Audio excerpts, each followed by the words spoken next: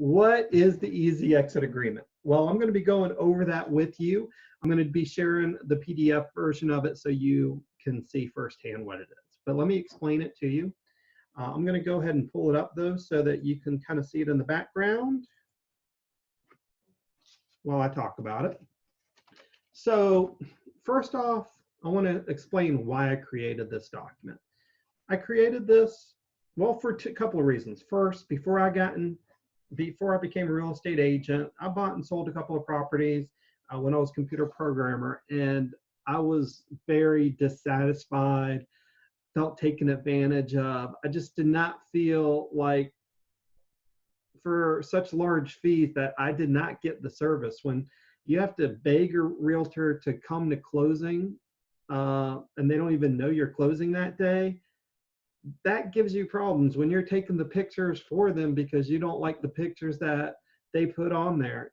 That's a problem. I mean, there is a lot of issues, and I want to provide the best level of service possible. I want my clients to feel as comfortable as possible. So this document, I feel, does everything I can possibly do to provide that. It holds me accountable. If I'm not providing the services I'm promising you, fire me. First have a conversation with me. If it isn't addressed and we find a solution, then let's not work together. If you're not following through on what you need to do to get the results, and if I keep asking, you obviously are not fulfilling those, I should be allowed to get out of the agreement. So basically, it lets us both hold each other accountable to get the optimum results. Okay, so that's why I offer it. Is at the end of the day, neither one of us should want to work together if we don't have an ultimate goal to help your life forward. Buying the right house can really change your living. I mean, it just is one of the best things possible to improve your standard of living by choosing the right house. It doesn't necessarily even mean price point. It's how does it work for you? But anyways, what is the catch? That's a simple question. Why am I providing this? There has to be a catch. Well, quite simply, I'm providing it to make you comfortable, but also to give me an advantage. If other realtors will not provide this, if they don't put their promises in writing, who would you choose, me or someone who will not offer you this? So therefore, at the end of the day, this is a very beneficial document for me because it gets you to agree to work with me. And if we agree to a 10-day agreement, a 30-day agreement, a 3-month, a 6-month, doesn't matter, because this easy exit agreement, at the end of the day, is really making it very simple. We are deciding to work together. If it doesn't work, we can get out. Period, point blank, very simple. Okay. Now, here's one of the big items to think about. What is the difference between completing this document and no agreement at all? At first, you'll think probably there is no difference, but that's not true at all. And again, this document is actually to protect us both.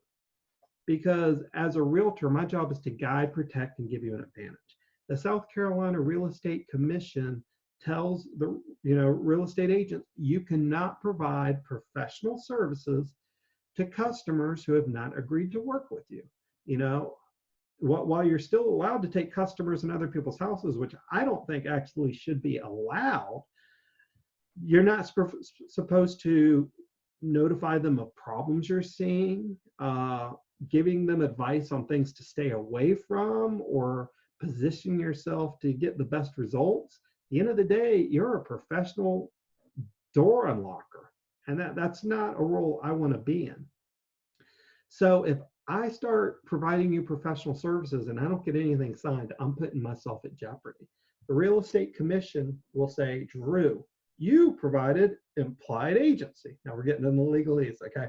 Implied agency is when they think you're their realtor, but they never sign anything.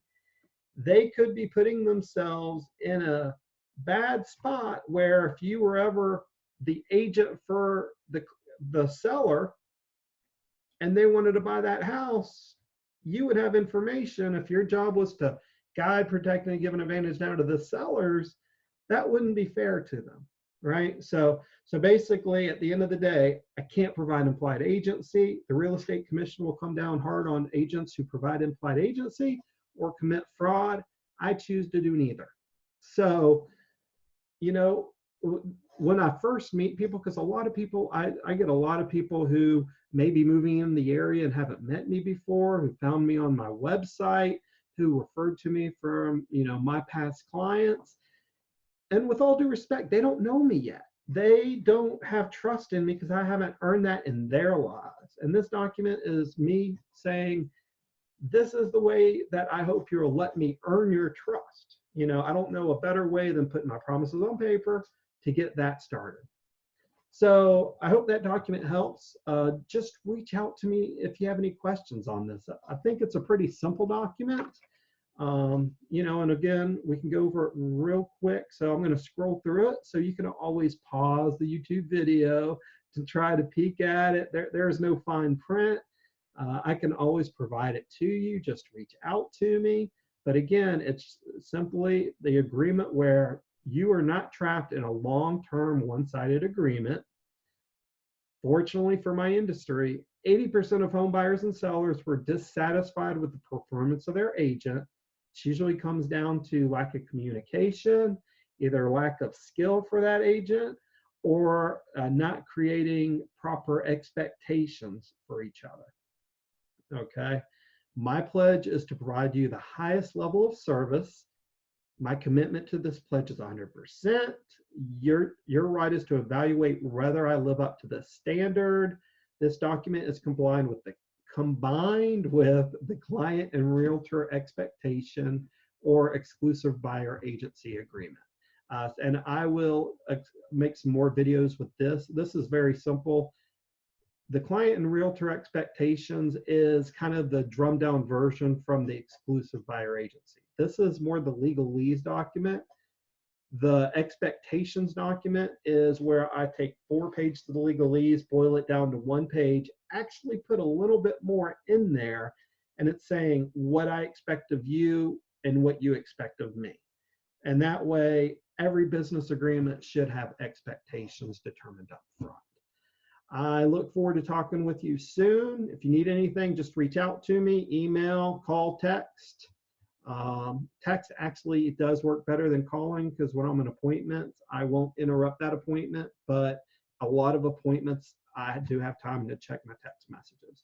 So I hope you're doing well. Reach out to me when you need me. Bye.